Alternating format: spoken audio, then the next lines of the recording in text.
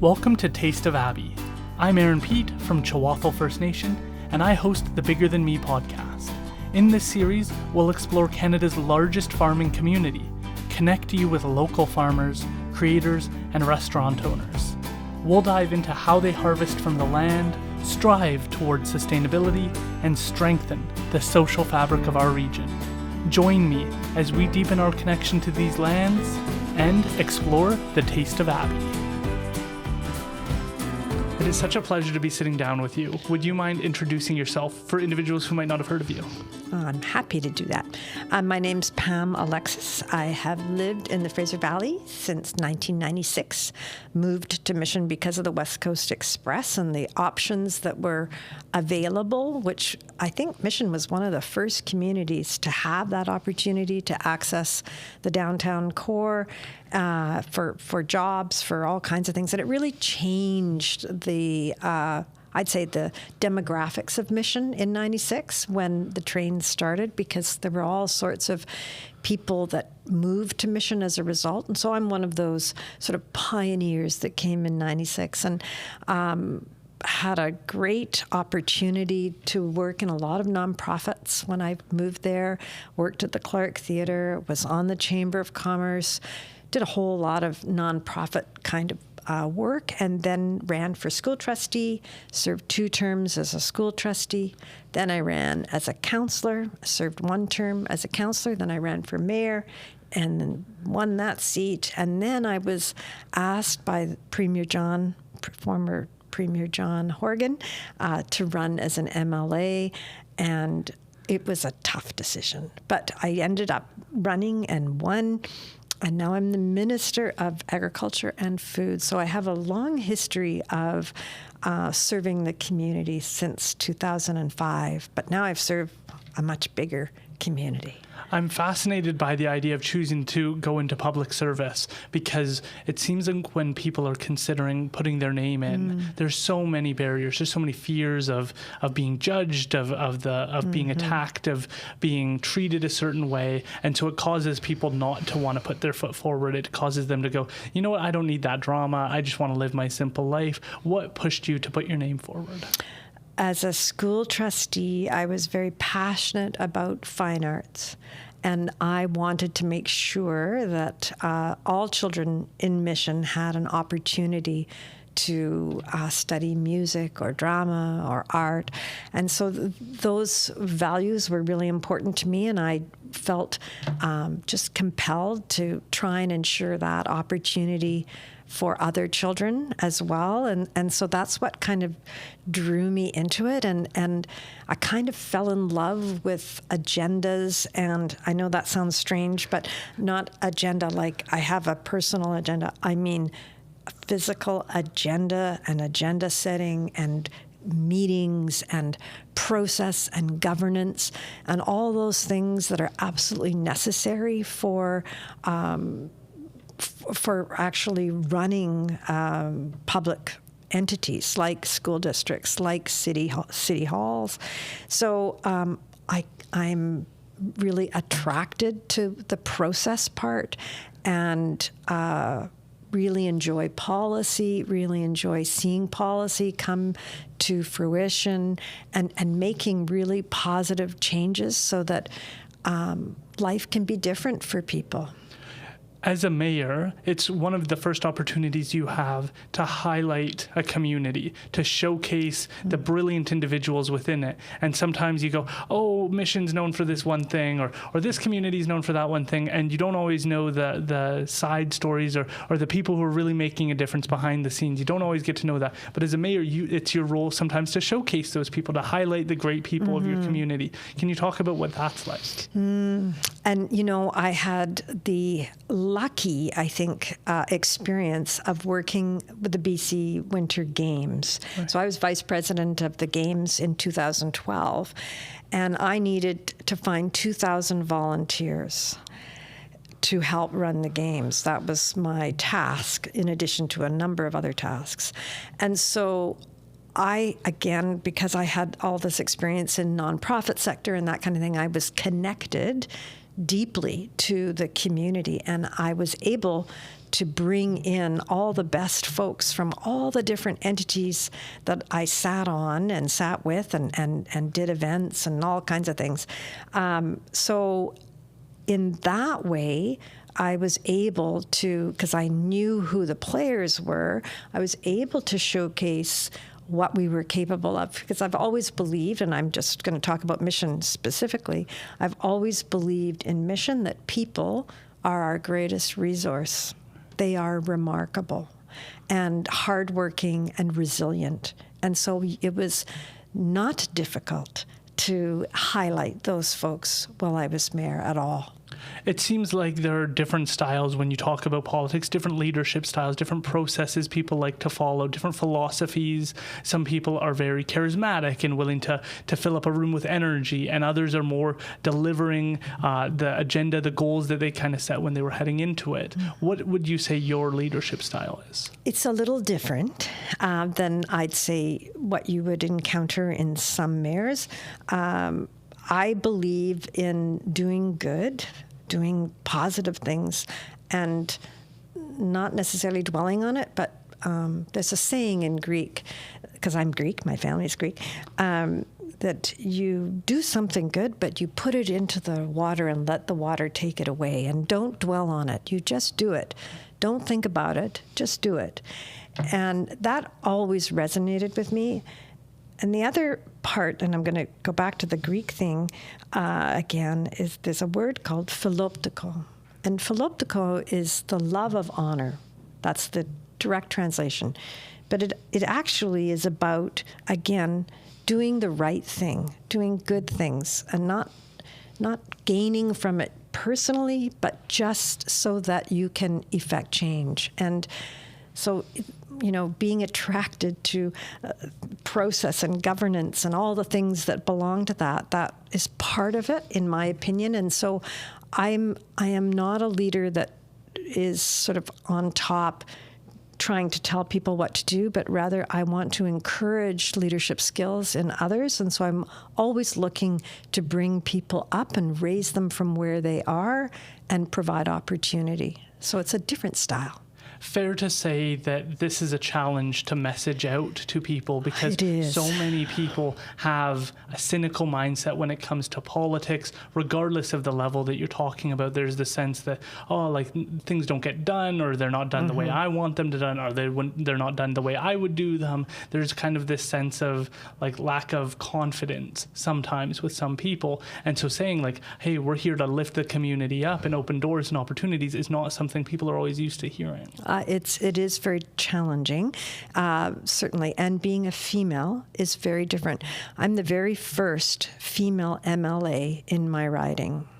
I'm the very first, so that's significant. And so consequently, I have a lot of women followers who want inspiration.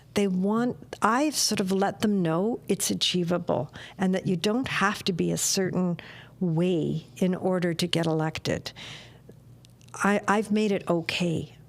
And some people find it difficult, and I don't want to generalize, but I think men may look at me differently than women. And other women would, many of them have come to me to say, I need you to stay where you are. In fact, one day I was really troubled as a mayor. There was some very difficult and challenging things on the agenda. And, you wear this when you go out in public. People know that you've got something on your mind. And I was in the supermarket in the checkout, and I was going through in my head how I was going to respond to this particular issue. And this woman came up to me, and she said, are you okay? And I said, oh, yeah, I'm fine. I said, I'm just trying to figure out how I'm going to respond to such and such. And so she said, you hang in there. She said, my 15-year-old daughter needs you to be where you are. And at that moment, I realized how important it was that I was where I was. And this has happened many times. So I'm there and here, I believe, to make it possible for others to follow.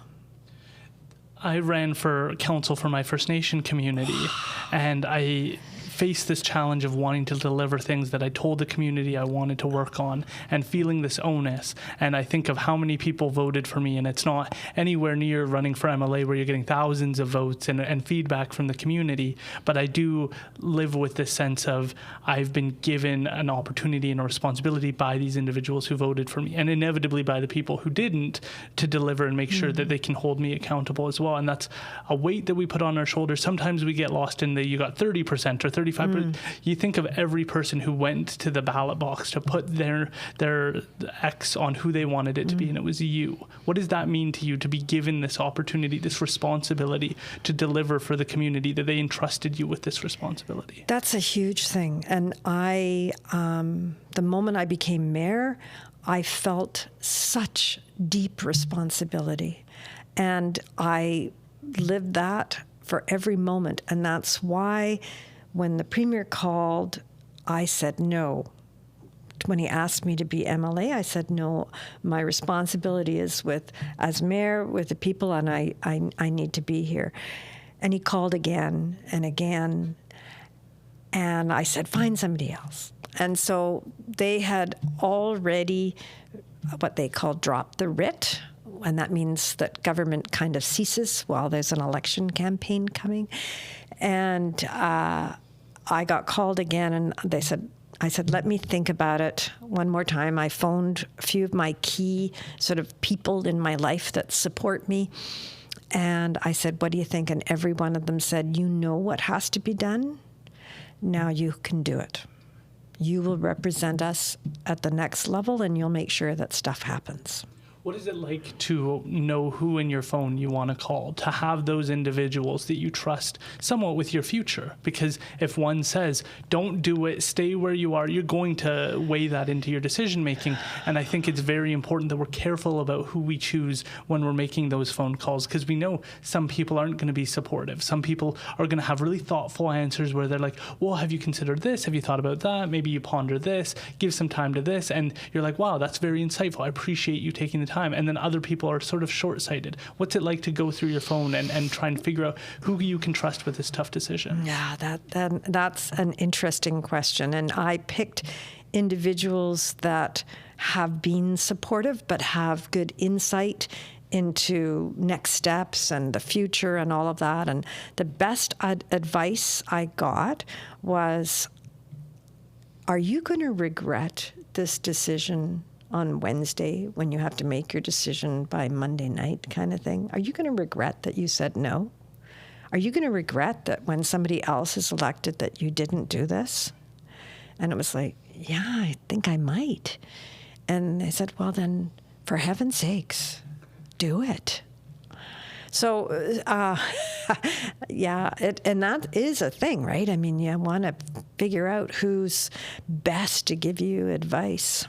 And it also seems like there's something unique about it, because a non-decision is still a decision, right? When you think about whether or not you're going to run for mayor again, or you're going to run for a position, you know inevitably other people will be wearing that hat if you choose not to put your name forward, that the consequences potentially across a province, if you choose not to put your name forward, that can have vast impact if you choose not to. Even though it feels like I'm saying no to it, so like I'm not involved, you're somewhat still involved, because it's going to have cascading effects. Absolutely. And you don't want to see good work destroyed at all. You want to make sure that those good moves that you made, that you got the city where it needs to be, kind of thing. You don't want to see that tampered with or destroyed. And so, yeah, your heart is in it for sure, for until you're dead, I expect. Is there any change as mayor, as the leader? You're somewhat at the top of the line. You're the one kind of guiding things, to go into a position where it is a large team. When you're mayor, you maybe have 6 other people you're communicating with, discussing things with. You obviously have a team behind you. Now you're moving into this world where everybody's got a voice. Everybody's got a seat at the table, and people are coming with vast different experiences depending on where they're located across the province. How much of a change was that for you? Huge. Absolutely huge. So the transition wasn't easy because don't forget we were in COVID. And so I was basically creating Rome, and I was wearing bedroom slippers in front of my computer and not talking to anybody face to face. I was just dealing with people on the laptop. So it was a bizarre transition because I certainly had a team that I was with, but I was it was extremely difficult. And I remember because we went into session on the computer, so we were just all on a screen in the legislature. Bizarre experience. And I remember trying to keep the household quiet, and I had taped a note on my door to say, "House is in session. You have to be quiet." So it was bananas. Who goes through this? So when we finally were able to get together, we were only allowed to have a third of our caucus together at one time, and we weren't permitted to have lunch together or meet together. So it was so isolating. So the experience was so difficult, and because I'm a real people person, and I found it really challenging. And I didn't know more than a third of my caucus. I'd never met them, and we had already put a year in. Wow. Like, how crazy is that? And in fact, Minister Callon was in the same elevator as I was in the hotel in Victoria when we were there in session. He was wearing a baseball cap. And he looked over, and even though we'd been in countless meetings together, and he said, "Do I know you?" And it was like, "Oh my gosh, you're Minister Callon. Like, I'm Pam." Like, when we had never met. Wow. So strange after a year in. So as a mayor, you obviously have certain understandings of how the province plays a role in the work you do. And maybe you're not an expert on how they do things. And there's this inevitable challenge because the municipality, the province, and the federal government all have different roles. Yep. And you kind of have a cursory understanding of what they're doing over there. Yep. And you go, well, that's kind of more of a province issue. What was it like to start to see issues from the other side and be able to go, oh, wow, like I thought maybe it was this way and it's actually this way and these are way more challenging? Or what was that kind of transition like from thinking you understand somewhat of what the province does to actually getting in there and doing it yourself? I think the first thing that I marveled at is the sheer number of people that are working in various ministries or working in government and admin of some sort. The numbers are staggering. And so just going from a small little staff, and just a small team to this massive team. And so I think about my role in agriculture now as minister. There are hundreds and hundreds of people that work in different sections of agriculture. And so this is an element that you realize, man, this is much more complex. You're absolutely right. And there's experts and expertise in all of those ministries that have been at it for years and years. And so I just feel in some ways, not necessarily as minister, but as MLA, I kind of felt like I was just a small sort of cog in the wheel kind of thing, because it's so complicated and so vast. And so, yes, huge transition between being mayor and being an MLA. But I think it was probably excellent groundwork to have that experience behind me so that I understood governance. I felt sorry in a way for the MLAs that came from the private sector, because it's so incredibly different than government. It's just night and day. You trust and reliance is something that seems like a cornerstone. You're leading a community. You've been given the trust by them. John Horgan's calling you. You're getting his trust, which is huge. When you think of the premier and their role, and then you end up getting put into this position again by the community. But then to move into the position as minister, you're selected for that, and that's a very few people ever know what it's like to sit in that seat and to play that role. What was it like to be invited to that position? I was in shock, to be honest. it's so incredibly intense, and the learning curve absolutely was steep. But I believe I was given the opportunity because of the atmospheric river and being the MLA on the ground, because I'm Abbotsford Mission, certainly allowed me to understand the plight of the farmer and the food producer, because of course we're so abundant in the Fraser Valley. And that experience and that understanding, I think, led to this position. And so I can tell you that my appointment has gone down very well in the Fraser Valley, because I think the farmers and food producers are very optimistic that they've got somebody in their midst that's right there, that understands, that knows the worst that has happened or can happen, and can work to make it better or make them more whole. So it's gone over, I would say, quite well. I have work to do. There's no question. We all do. And again, another transition that binders, that's all I can tell you, is that I receive binders and binders of information to try and get up to speed, and very thick binders. And so, yes, it was difficult, I would say, no question. I'm feeling a little better as far as understanding all the programs that are offered and understanding the people behind it. But really, I think being in this position is about relationships.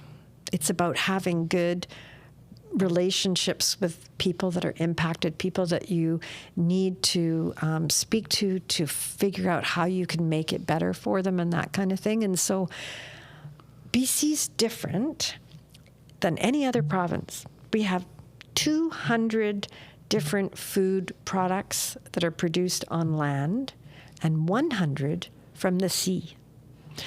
So all of those different foods have associations behind them. So the day after I was given the new appointment, that was December 7th was the swearing in, December 8th, I had 200 meeting requests. Oh my gosh.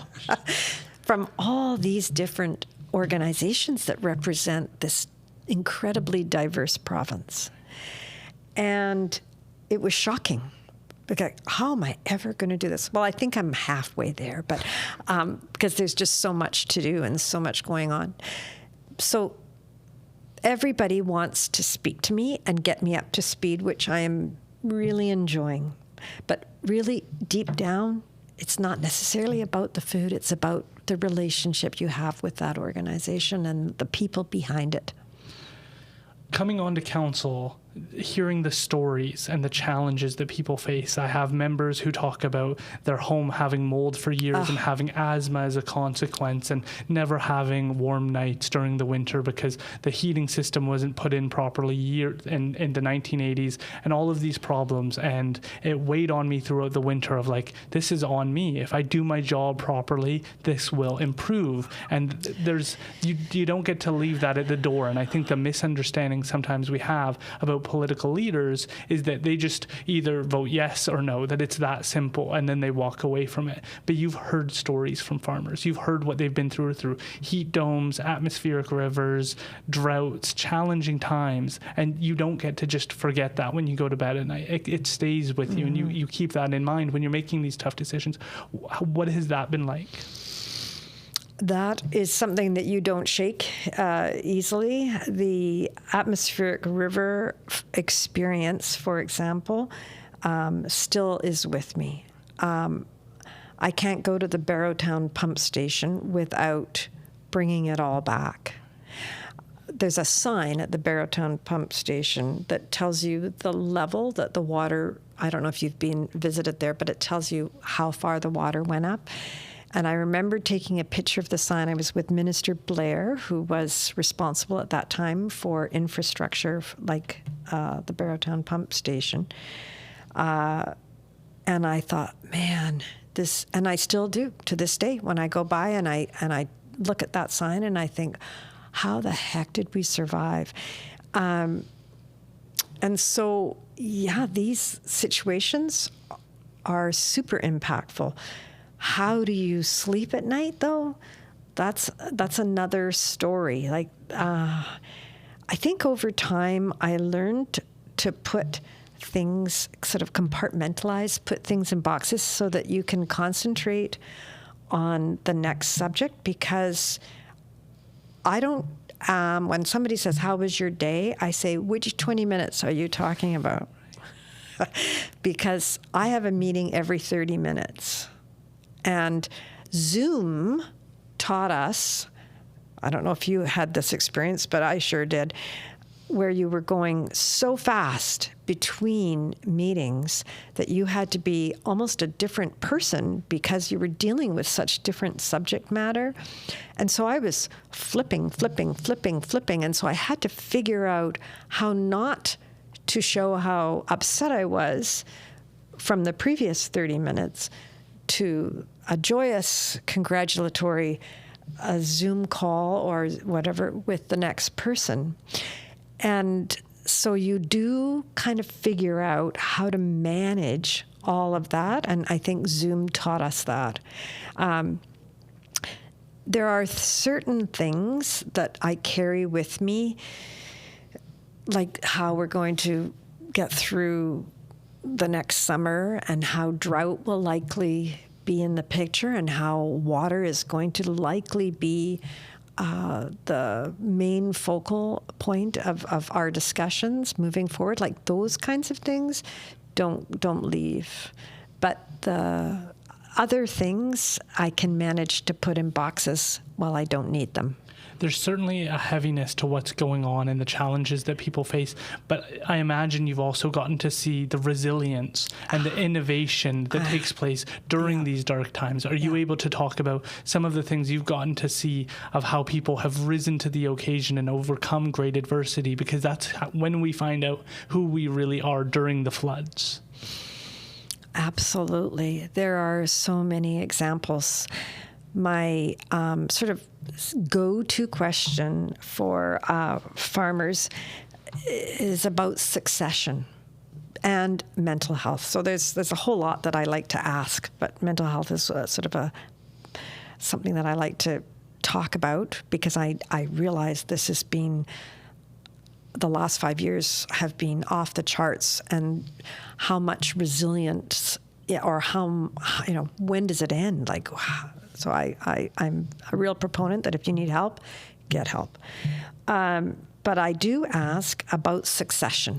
I say, who's going to take over this farm? How are we going to make sure that this farm is going to be here next year and the year after and all of that? And I talk to the kids when I go visit farmers. And I say, why are you here? Why did you stay with your dad? And often they'll say, well, my dad made it interesting because every day he woke up and he said, we're going to make it better today. We're going to be more efficient than we were yesterday. We're going to grow more than we did last year because we're going to make this change. And it might be a technical sort of thing. It may be something small. It might be some change of some sort, but it kept it interesting for the young fellow in the family or the young woman, because I've been to farms that are all women run. So that when we have disaster, yes, we become creative. We've got to think about how are we going to get out of this. And it forces us, I think, to just to be respond to the disaster, and that we can figure out how to do things differently and do things better moving forward. So I believe in silver linings, and I think the atmospheric river was, in a way, exposed our gaps, exposed our weaknesses so that we could fix them and move on. I think of individuals like Man Farms with strawberries and trying to figure out how to proceed when they admit, like, we don't know when the season's going to start and we don't know when it's going to end. So in the 2020, in the COVID days, they start going, how do we do vertical farming? How might we approach this? How do we become more efficient? Despite all of these like myriad of challenges, how do we come out of this better and stronger? And it's just so fascinating to be able to look at this and see all of the thought that went in behind that. What is that like for you? That is so exciting. And so I've visited Man Farms a few times. So I brought Premier John as well as Premier David. And so we saw the beginning of the structure and the concept and the sharing. And that was prior to me being minister. I was MLA and just delighted in the direction. It takes such innovation, and there's high risks associated with this. This is not for the faint of heart. I mean, these people are resilient, off the charts resilient. So very encouraged to see that. And then we got to, when David came out, the greenhouse had finished, was all completed. Strawberries were in place. We got to sample them, and it was just such a pleasure to be there at the beginning and to be there to see their finished product. So this is remarkable that there are options, that there are things in place that can provide a little bit more certainty for folks. And I visited quite a few vertical farms. I visited one just recently in Pitt Meadows that is massive, that will feed thousands. And that's the name of the game.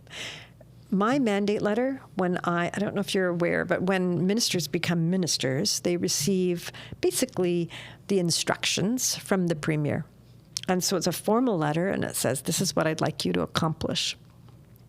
In my mandate letter from the Premier, it said food security was extremely important, and consequently, my job was to ensure that regardless of where you lived in the province, that you would not experience a lack of food, that I would be able to deliver the tools to communities to make sure that they were indeed resilient and able to satisfy their communities' needs for food.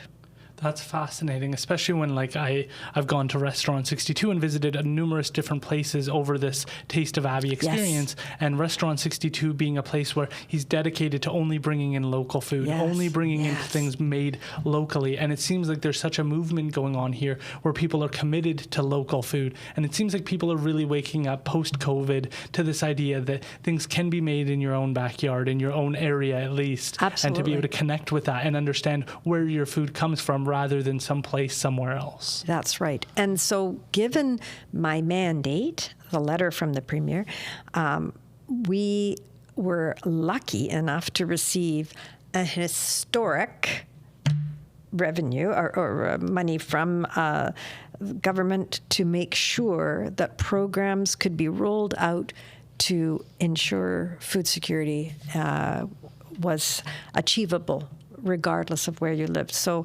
we've rolled out programs for, say, irrigation, for replanting. For example, when you realize the species might not be able to tolerate certain kinds of weather extremes or whatever, so you're looking for another species that's a bit more hardy. So those programs, highly successful. Programs in the Fraser Valley, for example, to help mitigate any other flood disasters or whatever. So things like grants to move your electrical panels up higher so that they're not flooded out in case the barn is flooded out. So things like that to try and make the farm as efficient and as resilient to disasters, to certainly heat and flood and disease. So disease is another whole issue that we are also dealing with. you obviously have people trying to get a hold of you, talk about different issues, what's personal to them, the issues they want to address, different associations, different farmers, all want to speak with you. I'm just curious, is there anything you'd want to say to them that at least they know? So when they're trying to get a hold of you or when they've got some issue, that they know that from your perspective as minister, that's on your mind or anything? You know, I've been interviewed a few times, and I always do this, and I say, this is my role. And I form a circle with my arms, and I say, I want the farmer to know that I'm here to support them. Through thick and thin, that's my job.